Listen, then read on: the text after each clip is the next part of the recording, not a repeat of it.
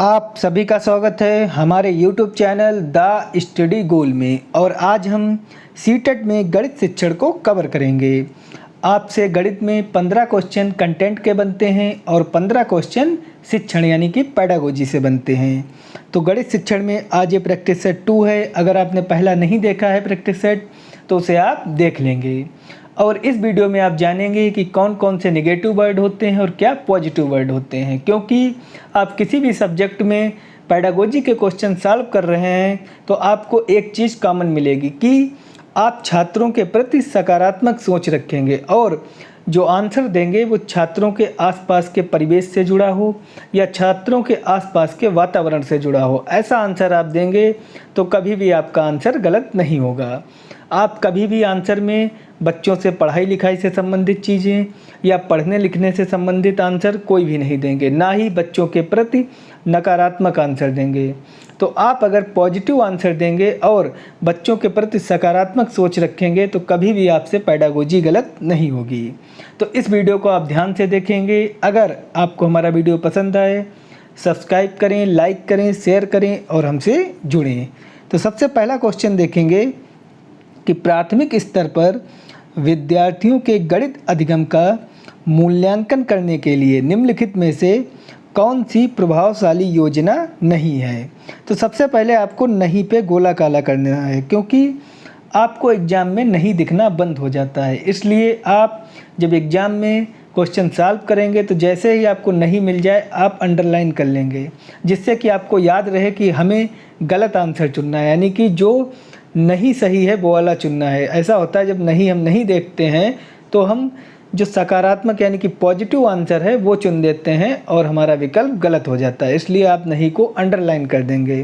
तो इसमें हमें बताना है कि गणित अधिगम के मूल्यांकन के लिए कौन सी प्रभावशाली योजना नहीं है। तो पहला विकल्प है ऐसे कार्यों की अभिकल्पना की जाए जिनमें एक से अधिक स्तर के उत्तर प्राप्त हो सकें। तो ये बिल्कुल सही है, क्योंकि जब ऐसा आकलन होगा जिसमें एक क्वेश्चन के 2 या 3 आंसर दिए जा रहे हैं तो इससे क्रिएटिविटी बच्चों में उत्पन्न होगी, यानी कि उनमें सृजनात्मकता उत्पन्न होगी। तो ये विकल्प गलत नहीं हो सकता, यानी कि ये आकलन के लिए प्रभावशाली योजना है। तो लेकिन आपको नहीं वाला चुनना है, इसलिए इस विकल्प को आप नहीं चुनेंगे, ये आपका गलत हो गया। अगला है विद्यार्थियों की त्रुटियों को जानकर उनके तर्क का विश्लेषण किया जाए। तो ये भी बिल्कुल सही है, ये प्रभावशाली योजना है, क्योंकि जो छात्रों ने गलतियां की हैं उन गलतियों में उन्होंने क्या तर्क दिए हैं, उन तर्कों को जानकर उनका विश्लेषण करके और विद्यार्थियों की गलतियों को दूर किया जाए। तो ये प्रभावशाली योजना है, लेकिन आपको नहीं वाला चुनना है, इसलिए ये आपका विकल्प नहीं होगा। अगला है ऐसे कार्यों की अभिकल्पना की जाए कि यंत्रवत रटने और संकल्पना समझ में अंतर किया जा सके। तो ये भी प्रभावशाली योजना है, क्योंकि आप जब छात्रों को बताएंगे कि रटने से क्या हानियां हैं और समझने से क्या लाभ हैं, जब रटने और समझने में दोनों में जब आप अंतर स्पष्ट करेंगे तो ये आकलन का प्रभावशाली योजना होगी। तो इसलिए ये सही है, लेकिन आपको नहीं वाला चुनना है, इसलिए ये भी आपका विकल्प नहीं होगा। अगला है मुख्यतः समूह संचालित कार्यों का प्रयोग किया जाए। तो यही आपका निगेटिव हो गया, यानी कि यही आपका प्रभावशाली योजना नहीं है, क्योंकि जो समूह द्वारा कार्य बनाए गए हैं सिर्फ उन्हीं का प्रयोग किया जाए, यानी कि कुछ भी नवाचार न लाया जाए, कुछ भी नया न किया जाए, तो ये प्रभावशाली योजना नहीं होगी। यानी कि जो एक बार बता दिया गया समूह के द्वारा या संचालित जो सदस्य हैं उनके द्वारा और आप वही कार्य करते जा रहे हैं, उसी पर प्रयोग करते जा रहे हैं, तो ये प्रभावशाली योजना नहीं होगी। तो इसलिए इसका जो राइट आंसर है वो चौथा हो गया कि ये प्रभावशाली योजना आकलन की नहीं है। अगला क्वेश्चन देखेंगे कि गणितीय अध्यापन को प्रभावी बनाने के लिए निम्नलिखित में से कौन सी विशेषता नहीं है। इसमें भी आपको नहीं मिल गया, तो नहीं को आप अंडरलाइन कर देंगे और ऐसे विकल्प को चुनेंगे जो निगेटिव होगा, जो प्रभावशाली यानी कि विशेषता नहीं बता रहा होगा गणित अध्यापन की। तो पहला है प्रतिदिन के अनुभवों के साथ संबंध स्थापित करना। तो ये बिल्कुल सही है, क्योंकि ये विशेषता है। जब आप छात्रों के प्रतिदिन के अनुभव के साथ संबंध बनाएंगे, कि वे प्रतिदिन किस प्रकार से क्रियाकलाप कर रहे हैं, उनका अधिगम कार्य कैसा है, तो ये गणित अध्यापन के लिए प्रभावशाली योजना होगी। तो इसलिए ये आंसर इसका नहीं है, क्योंकि आपको निगेटिव नहीं वाला चुनना है और ये पॉजिटिव है। अगला है एक ही संकल्पना के लिए विभिन्न शिक्षण अधिगमों का प्रयोग। ये भी बिल्कुल प्रभावशाली योजना के लिए सही है, क्योंकि जब आप एक ही संकल्पना के लिए, जैसे कि कोई एक सवाल है, उसके लिए आप 3-4 मेथड यूज करेंगे, तो ये तो अध्यापन के लिए प्रभावशाली योजना होगी। तो इसलिए ये इसका राइट आंसर है, लेकिन आपको नहीं वाला चुनना है, इसलिए ये आपका आंसर नहीं होगा। अगला है एक नई संकल्पना का परिचय देने के लिए समय के नियम का कठोरता से पालन करना। तो इसको हम रोक के रखेंगे, क्योंकि इसमें आपको कठोरता मिल गया, और कठोरता एक निगेटिव वर्ड है। अभी हम आपको बताएंगे भी कैसे निगेटिव वर्ड है। अगला है छात्रों की त्रुटियों के प्रतिरूपों पर केंद्रित होना। तो ये विकल्प आपका सही है, इसलिए ये नहीं होगा, क्योंकि ये प्रभावशाली योजना है कि जो छात्रों ने गलतियाँ की हैं उन गलतियों पर विचार करेंगे और उन पर आपका फोकस होगा कि उन्हें आप सुधारेंगे। तो इसमें जो आपका आंसर मिला है वो तीसरा मिला है, क्योंकि यही निगेटिव है कि आप एक नई संकल्पना छात्रों में बनाने के लिए उन्हें समय के नियम का कठोरता से पालन करेंगे, और आपको छात्रों को कोई भी दंड नहीं देना है। सीटेट में अगर आपने छात्रों को दंड दे दिया तो वो विकल्प कभी भी आपका सही नहीं होगा। इसलिए जैसे इसमें कठोरता शब्द आ गया, और कठोरता एक निगेटिव वर्ड है, इसलिए आप इसको आंसर नहीं चुनेंगे, और आपसे नहीं वाला पूछा गया है, इसलिए यही आपका आंसर हो गया। अगला क्वेश्चन देखेंगे, समावेशित विद्यालय में आप अपनी कक्षा के दृष्टिबाधित छात्रों की आवश्यकताओं को कैसे पूरा करेंगे। यानी कि एक समावेशित विद्यालय में आप टीचर हैं और वहाँ पर एक दृष्टिबाधित छात्र है, उसकी आवश्यकताओं को आप कैसे पूरा करेंगे, आपको इन विकल्पों के माध्यम से बताना है। पहला, उन्हें अभ्यास के लिए अतिरिक्त समय देकर। तो ये आपका नहीं विकल्प होगा, क्योंकि आप सिर्फ उन्हें अभ्यास के लिए ज़्यादा समय देकर उनकी आवश्यकताओं को पूरा नहीं कर सकते। दूसरा है, उन्हें उच्च उपलब्धि वाले छात्रों के साथ बैठाकर। जैसे कि क्लास में अगर प्रतिभाशाली छात्र हैं, उनके साथ अगर आप दृष्टिबाधित छात्रों को बैठा देंगे तो इसका कोई भी लाभ नहीं होगा। उन्हें कोई भी आवश्यकता की जो उन्हें चाहिए है वो उनकी आवश्यकता नहीं पूरी होगी। अगला है, शिक्षण अधिगम की वैकल्पिक प्रणालियों और साधनों का प्रयोग करें। यहाँ पे लास्ट में प्रयोग करें होगा, तो इसको हम अभी रोक के रखेंगे कि ये शायद हमारा विकल्प हो जाए।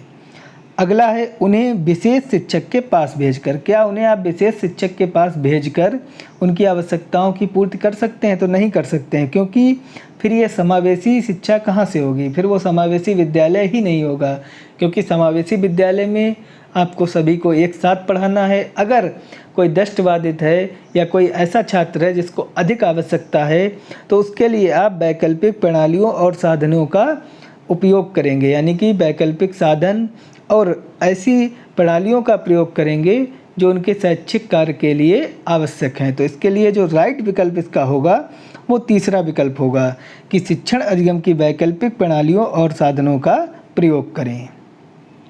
अगला क्वेश्चन देखेंगे, निम्नलिखित में से कौन सा गणितीय प्रक्रम नहीं है। आपको इनमें से बताना है कि कौन सा गणितीय प्रक्रम नहीं है, यानी कि गणित में ऐसा कौन सा स्टेप इन 4 में से है जो यूज नहीं होता है। तो पहला है आकलन करना, तो ये होता है। दूसरा पक्षांतरण करना, ये भी होता है। आप देखते होंगे जब आप क्वेश्चन सॉल्व करते होंगे तो उसमें पक्षांतरण होता है, तो ये भी गणित में यूज होता है। मानस दर्शन, ये भी गणित में यूज होता है। और इसमें जो कंठस्थ करना है ये आपका निगेटिव वर्ड है, क्योंकि आपको सीटेट में याद करना, कंठस्थ करना, पढ़ाई लिखाई की चीज़ें कभी भी नहीं चुननी है, क्योंकि जहाँ पर समझने की बात आएगी आपको वो विकल्प चुनना है, ना कि याद करना या कंठस्थ करना या रटना चुनना है। तो आपको देख के ही और विकल्प पढ़ने ही नहीं है, क्योंकि जैसे ही आप कंठस्थ करना देखेंगे आप तुरंत इसको गलत टिक कर देंगे और यही आपका आंसर हो जाएगा, क्योंकि आपसे नहीं वाला पूछा गया है। अगला क्वेश्चन देखेंगे, निम्नलिखित में से क्या प्रारंभिक संख्या संकल्पना से संबंधित नहीं है। इसमें भी आपको निगेटिव नहीं बताना है, नहीं को आप अंडरलाइन कर देंगे कि प्रारंभिक संख्या संकल्पना से क्या संबंधित नहीं है। तो पहला है मापन, मापन संबंधित है। दूसरा है वर्गीकरण यानी कि क्लासिफिकेशन, ये भी संबंधित है। तीसरा है वर्ग समावेश, ये भी संबंधित है। और चौथा है संरक्षण। संरक्षण आपके प्रारंभिक संख्या संकल्पना से संबंधित नहीं है, तो आपका जो राइट आंसर हो गया वो संरक्षण हो गया, क्योंकि आपसे नहीं वाला ही पूछा जा रहा था। अगला क्वेश्चन देखेंगे कि पियाजे के प्रस्ताव के अनुसार माप में विभिन्न भौतिक राशियों के संरक्षण की योग्यता के विषय में सही कथन को पहचानें। यानी कि पियाजे के जो प्रस्ताव के अनुसार जो माप के विषय में भौतिक राशियों के संरक्षण की योग्यता की बातें बताई गई हैं, उनके विषय में कौन सा कथन सही है। तो पहला है लंबाई में संरक्षण की समझ संख्याओं के संरक्षण से पहले आती है, तो ये गलत है क्योंकि ऐसा पियाजे ने नहीं बताया है। दूसरा है भार के संरक्षण की समझ आयतन के संरक्षण से पहले आती है, और यही आपका राइट आंसर है, क्योंकि जब आप किसी भी चीज़ का आयतन निकालेंगे तो पहले आपको भार का ज्ञात होना चाहिए। अगर आपको भार का ज्ञात नहीं है तो आप आयतन नहीं ज्ञात कर पाएंगे। और अगले विकल्प भी हम देख लेंगे कि आयतन के संरक्षण की समझ द्रव्यमान के संरक्षण से पहले आती है, ये भी गलत है।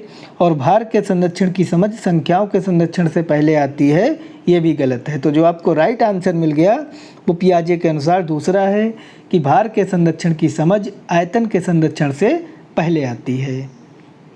अगला क्वेश्चन देखेंगे अब हम कि एक अध्यापक कक्षा 4 के छात्रों को निम्नलिखित कार्य देता है। 25 टाइल को सभी संभव आयताकार व्यूहों में व्यवस्थित करें। इस कार्य से निम्नलिखित में से कौन से गणितीय अवधारणाओं को संबोधित किया जा सकता है। यानी कि कक्षा 4 के छात्रों को एक टीचर ने 25 टाइल के सभी संभव जो आयताकार व्यूह थे उन्हें व्यवस्थित करने को कहा। इससे वो गणितीय अवधारणाओं को क्या संबोधित कर रहा है। तो पहला है क्षेत्रफल, आयतन और लंबाई। तो ये आपका विकल्प नहीं होगा, क्योंकि इससे क्षेत्रफल तो आपका ज्ञात होगा, लंबाई ज्ञात होगी, लेकिन आपका आयतन नहीं ज्ञात होगा। दूसरा है आयतन, क्षेत्रफल और लंबाई, ये भी आपका विकल्प नहीं होगा, क्योंकि क्षेत्रफल तो इससे ज्ञात होगा, लंबाई भी ज्ञात होगी, लेकिन आयतन नहीं ज्ञात होगा।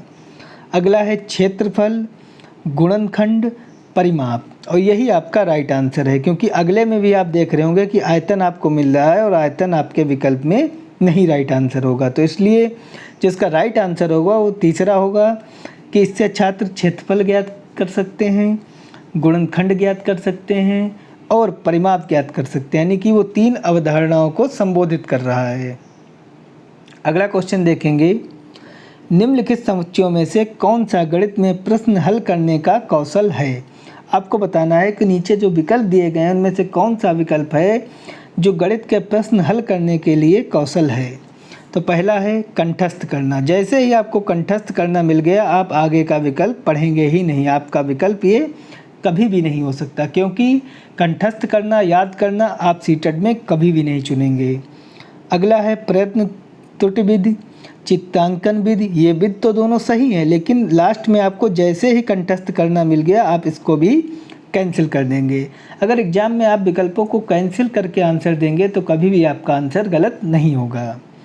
अगला है चित्रांकन करना, पीछे से हल करना, रट लेना। जैसे ही आपको रट लेना मिल गया आप विकल्प को कैंसिल कर देंगे, क्योंकि रटना, याद करना, कंठस्थ करना ये कभी भी आपके आंसर नहीं होंगे।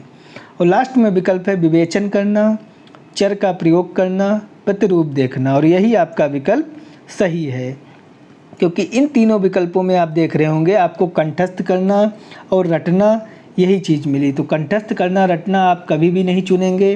तो जो राइट विकल्प है वो आपका चौथा विकल्प है कि विवेचन करना, चर का प्रयोग करना और प्रतिरूप देखना।